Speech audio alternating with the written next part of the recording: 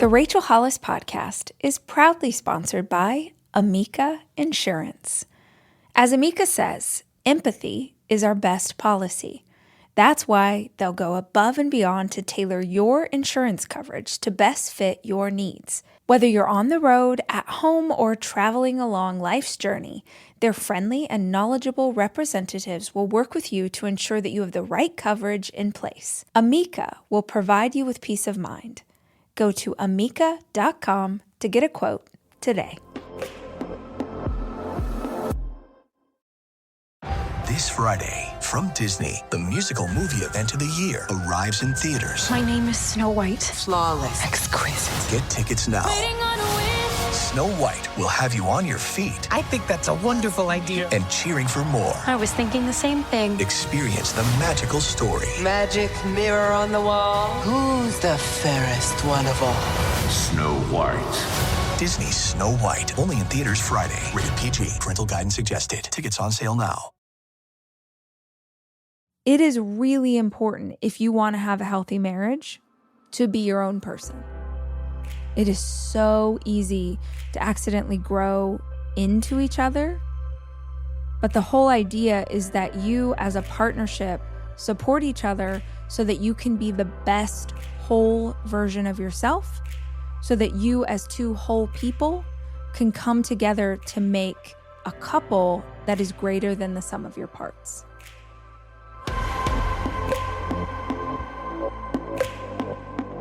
Hey guys, it's Rach. Welcome to the show. I'm so glad that you're here with us today. And I have a favor, which sounds kind of harsh if we just met, but I'm assuming that most of you have been a part of this community for a hot minute. And so I gotta ask, are you subscribed to the podcast? Subscribing to the podcast you listen to regularly is one of the best things that you can do for hosts like me. It helps to support the show and the staff that works on it. It ensures that you never miss an episode when we drop a new one. And here's the cool thing about subscribing. If you do it and then you hate this show, just unsubscribe. It's one click away. In the meantime, if you're listening, we would so appreciate it if you would just tap that button and make it official.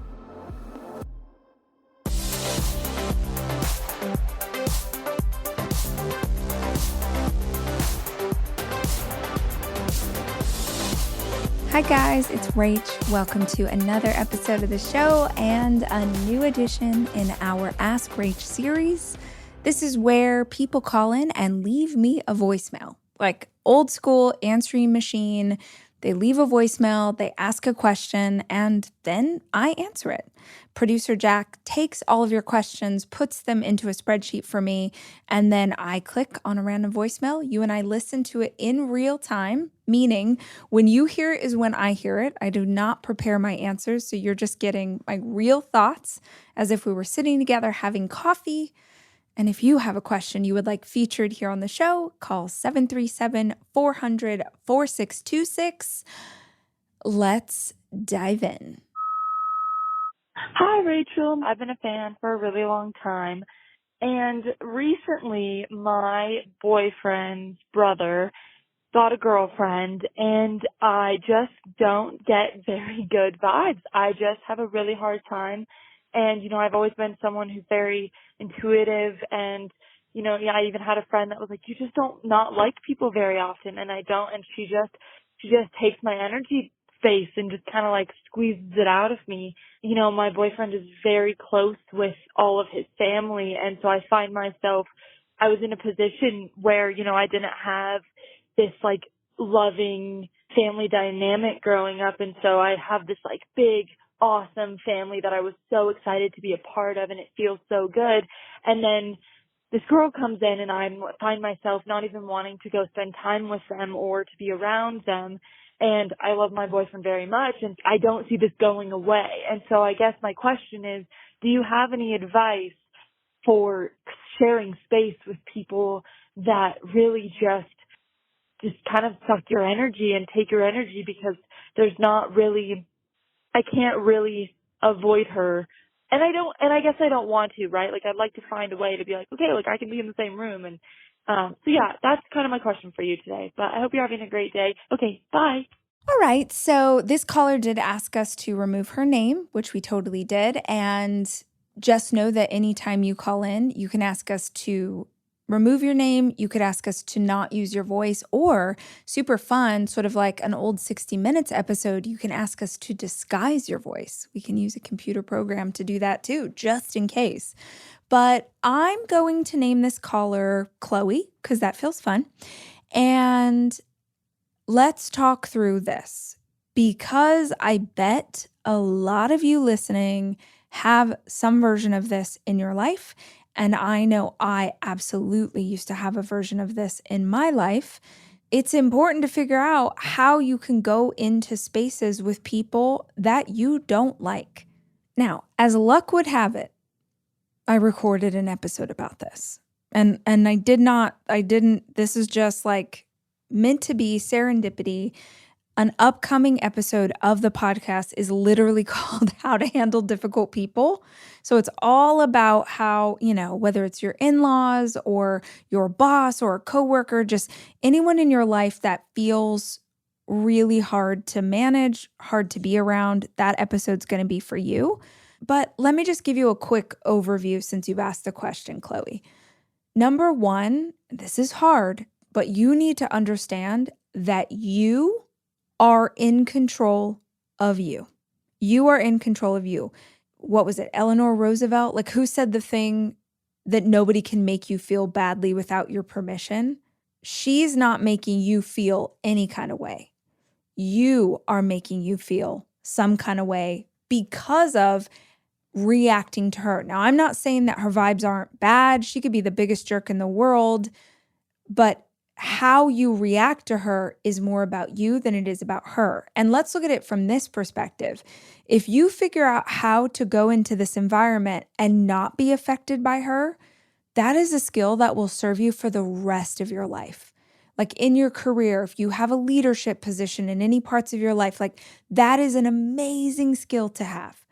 The first step, though, is understanding that it is your mindset around this interaction that determines how you feel about it. So number one, you're in control.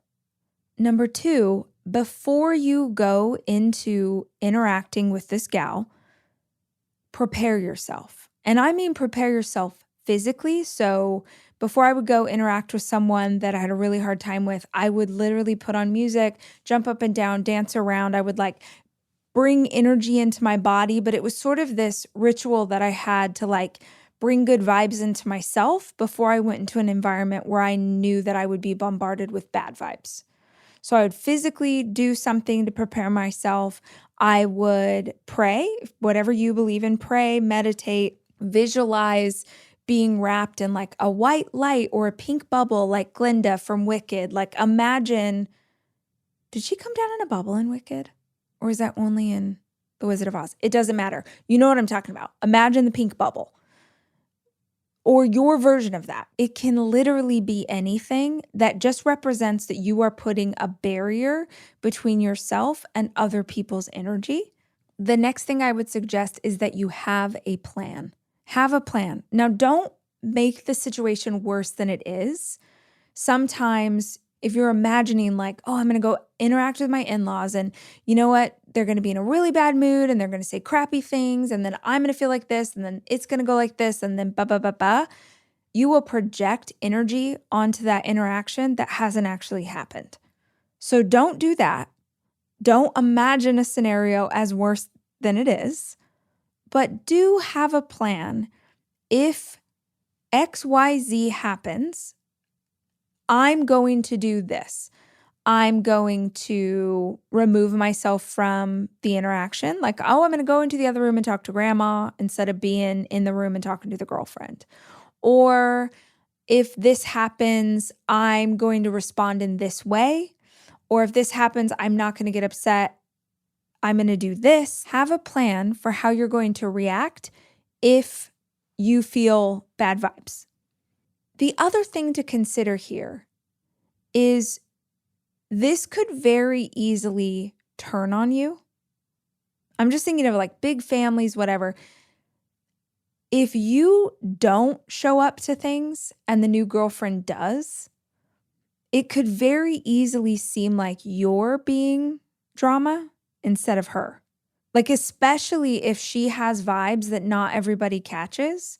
Like, if everyone thinks she's so sweet and nice and whatever, but you like feel in your gut something's wrong there, and then you stop interacting with her, or you stop going to family parties, she's not the one who's going to look bad. That's on you. So way more important in this environment for you to continue to show up and be mature, not be dragged down. I don't know what she does that makes you feel weird, but not be dragged down into whatever the bad energy is. So just be really thoughtful about how you proceed here, because it sounds to me like you've really loved getting to be part of this family and you don't want anything to hurt that. You can also just like energetically go into environments, guys, where you're like, I'm putting my energy into these 10 people because these are the 10 people here that I really love and care about. And you're not rude to the other people, but you're just like consciously not putting energy into those interactions because you're just not going to get caught up in it. One last thought I have is just to be devil's advocate and just to challenge you a little bit, because all human beings that trigger us in some way are actually holding up a mirror to things that we need to work on in our own lives. You're getting a bad vibe from her, totally respect it. Listen to your gut, listen to your intuition, always, always. But it would probably be worth your time, Chloe, to ask yourself what about her is bothering you. That would probably be a really fascinating deep dive into knowing what is it about this person, or who does this person remind me of that's making me feel this way. Because something about her is triggering something that is unhealed in you. Not everybody wants to take a deep dive in this way, but it is really helpful. Like, I'm just thinking of experiences I've had where I'm like, ooh, I do not like the vibes of this person. There's someone right now in my life that is coming on a little strong, and I'm just like, this is not, something about this is wrong. And so I had to unpack it, because I'm like, you know what? Surface level, even a little bit deeper, I feel that this person is basically harmless. They're not setting out to be harmful or bad or wrong or any of those things, but something about them I know is not okay. And I think there's a really interesting distinction that we don't talk about enough. Sometimes our intuition says this person is bad news. And sometimes our intuition says this person is bad news for me.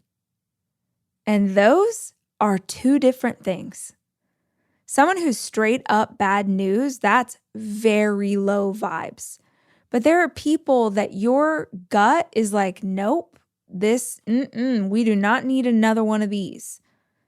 And that's more just because it knows that you shouldn't be interacting with people for whatever reason. So this person in my life right now, she's not a bad person, but she is definitely bad for me. She has some personality tendencies that are, I'm just going to be super real, I can already intuit like needy, maybe a bit of a user, like someone who is attracted to people that they want to get things from. And I can recognize the signature of that because I have interacted with it so many times before. She's not a bad person, but she's not a good friend for me. So my intuition started going off immediately when I first met her. And my husband, he's an Enneagram 9, always trying to keep the peace. So he's like, what? She's so nice. Like, oh my gosh, da-da-da-da. And I'm like, no, there's something not okay. It's worth asking yourself, Chloe, what is it about this girlfriend that you don't like? There's sort of surface level and then like, okay, but what's underneath that? Okay, but what's underneath that?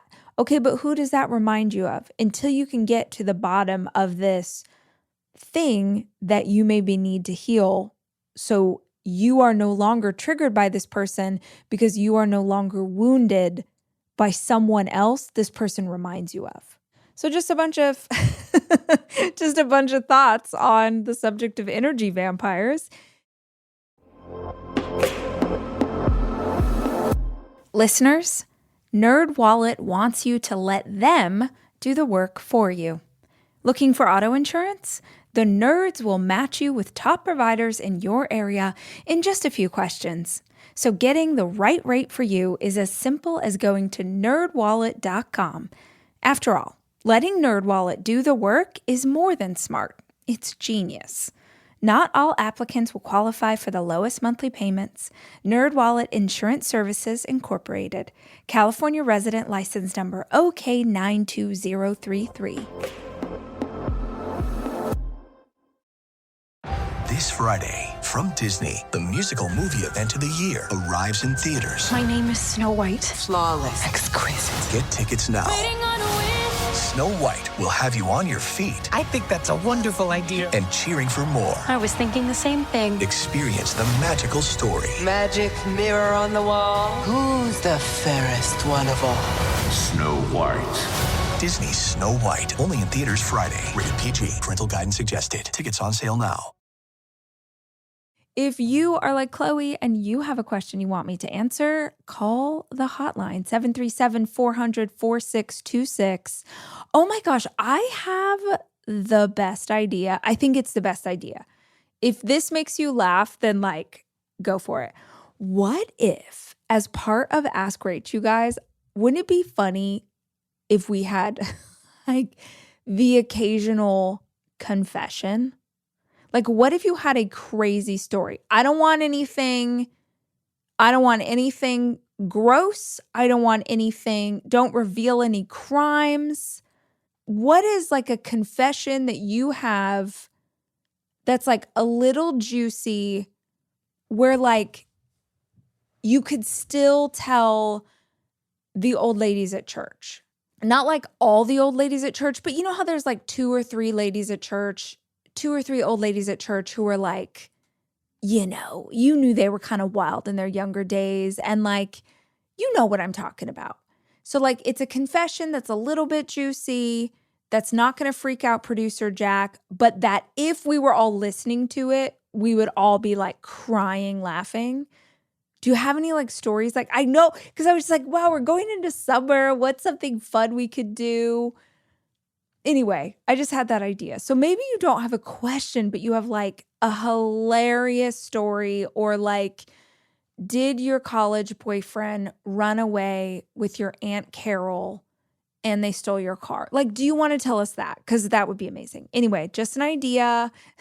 Questions or now accepting confessions, 737-400-4626. If y'all don't have any confessions, or if they're too insane or maybe too boring, then you'll never hear me talk about this again. But if you got a juicy one, call and tell Jack all about it.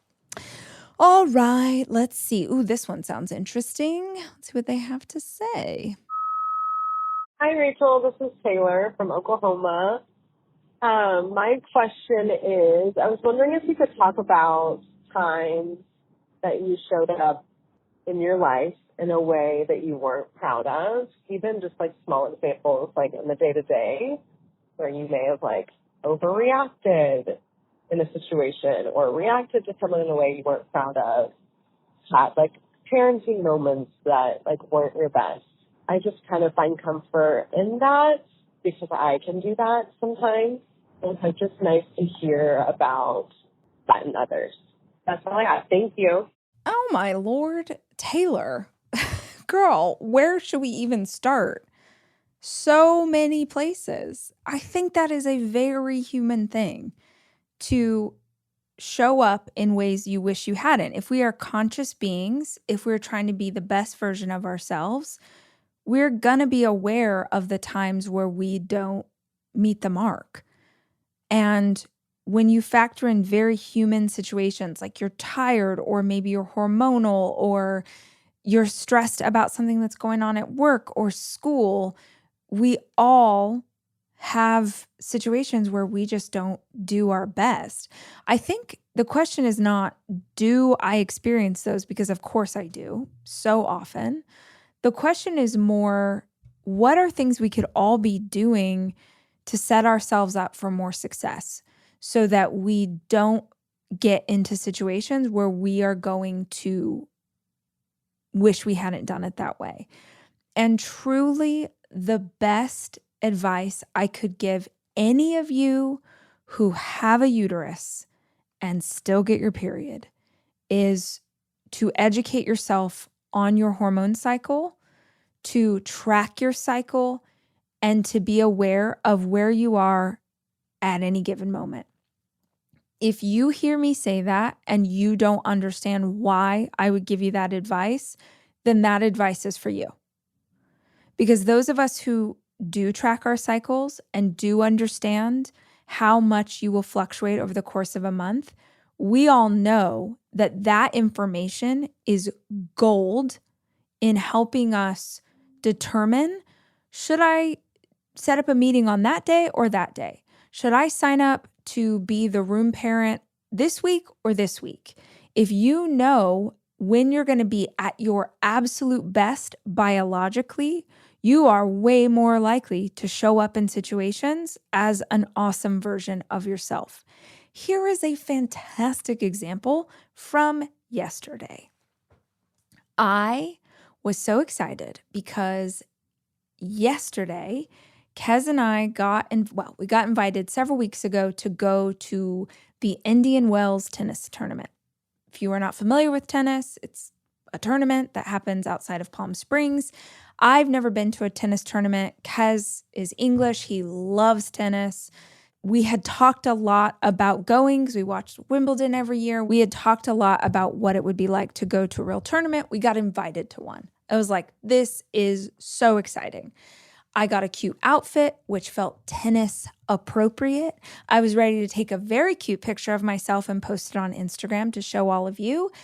And I knew that I was playing with fire because we were invited to go and my period is imminent. And I am in a perimenopausal world where my periods are very, very heavy. And I'm going to keep talking about this because there are not enough people talking about it. I have one girlfriend who experiences this too, and I don't see anyone else talking about this, and I know that we cannot be the only ones.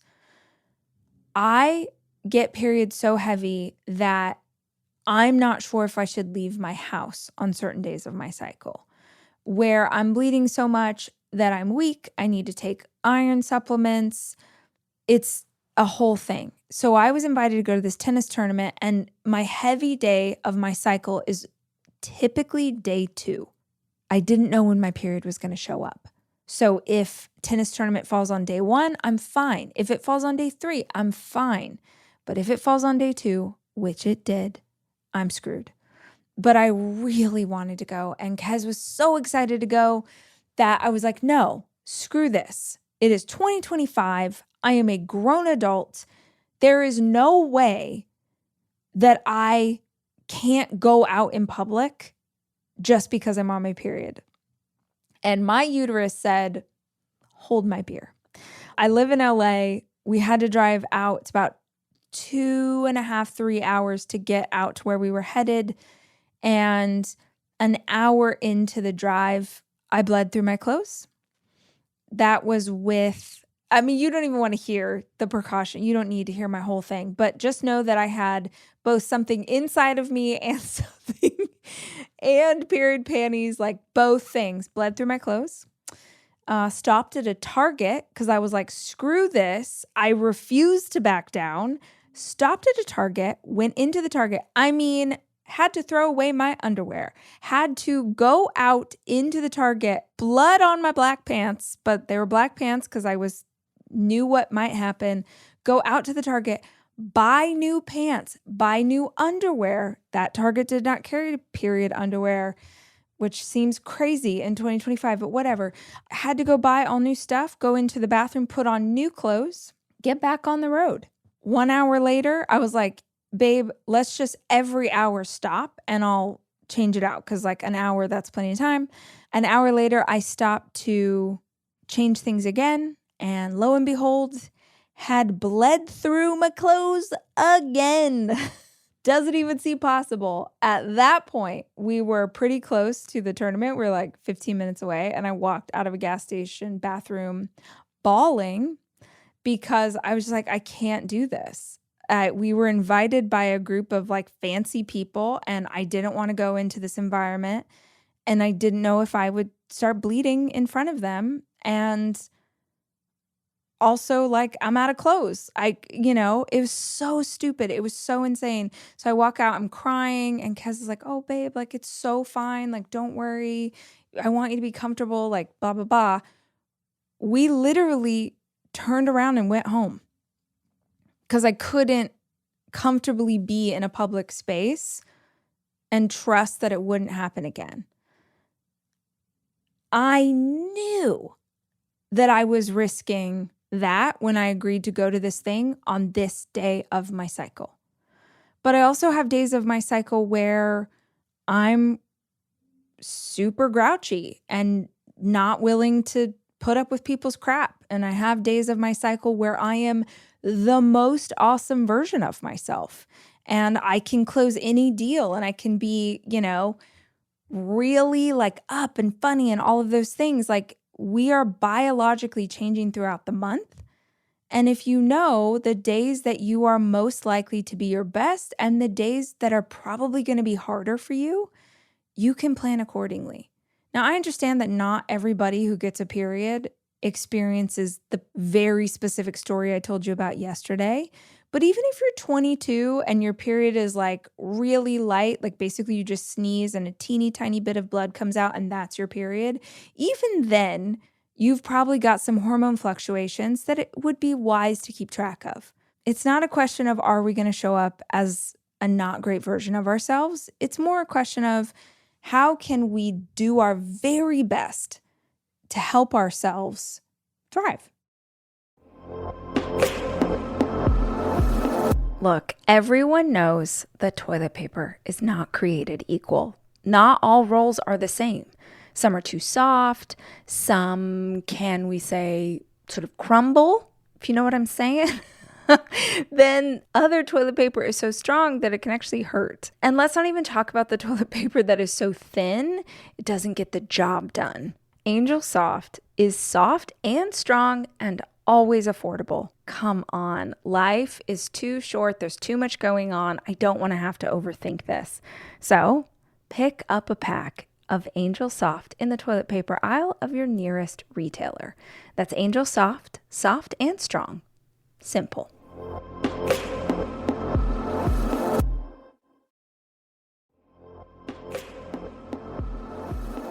DirecTV is a better way to watch whatever you want to watch. We all know the frustration and confusion that comes from endlessly scrolling, trying to find your favorite shows.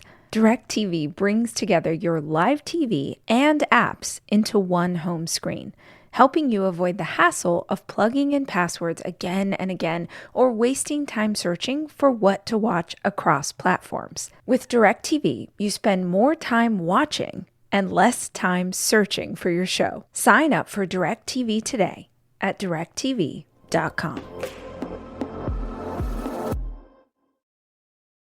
All right, last question for today. Let's see what this one says. Hi, Rach. This is Jen. I do have a question for you, but just a little context. I have been with my husband for 11 years. We have been married for almost 4 years.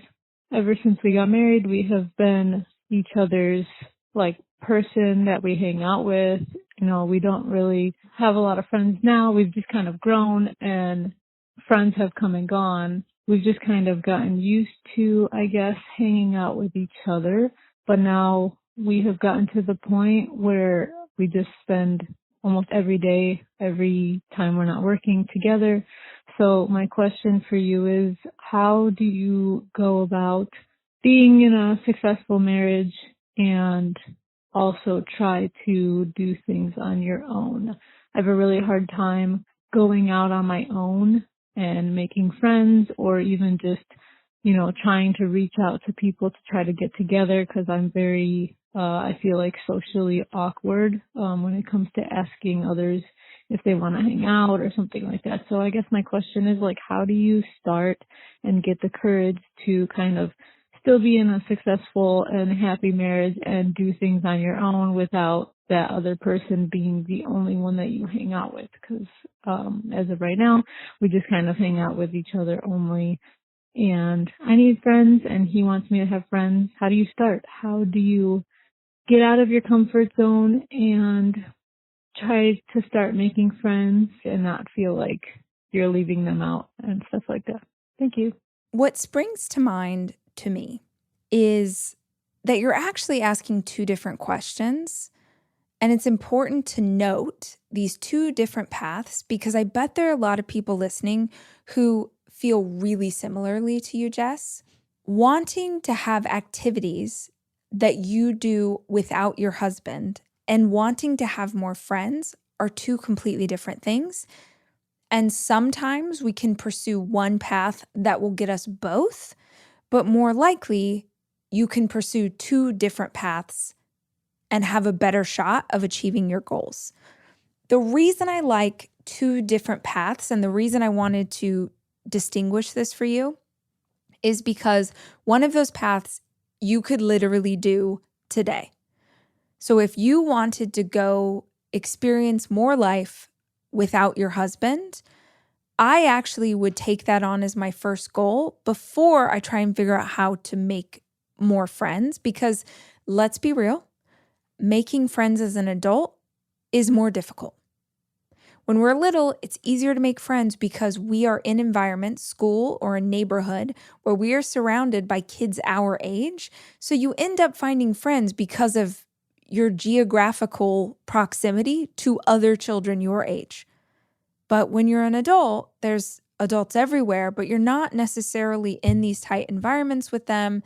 And then if you are, who's to say that you're going to be interested in the same stuff? Like, it's a whole harder bag to get into. So let's just focus on you experiencing a bit more life on your own. This is a subject that actually freaks out a lot of people. There's a whole chapter in the new book about this, which I hope that you've checked out.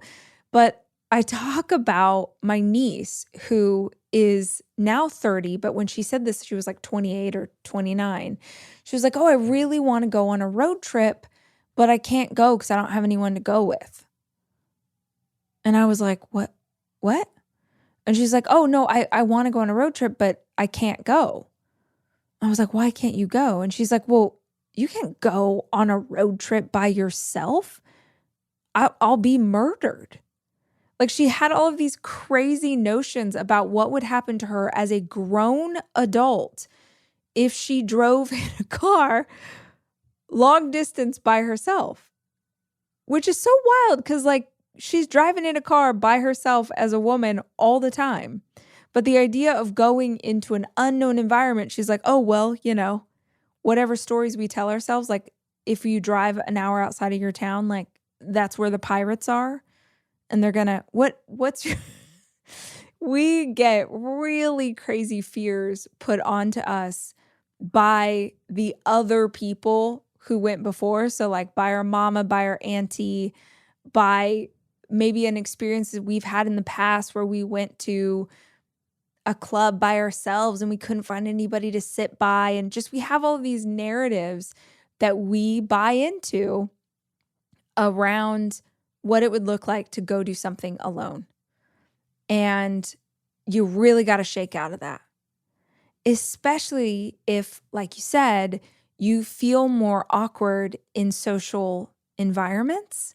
Great. Then don't put it on yourself to also have to figure out how to interact with other humans you don't know. Here's a great example. This is me, Rachel. I am super interested in fermenting.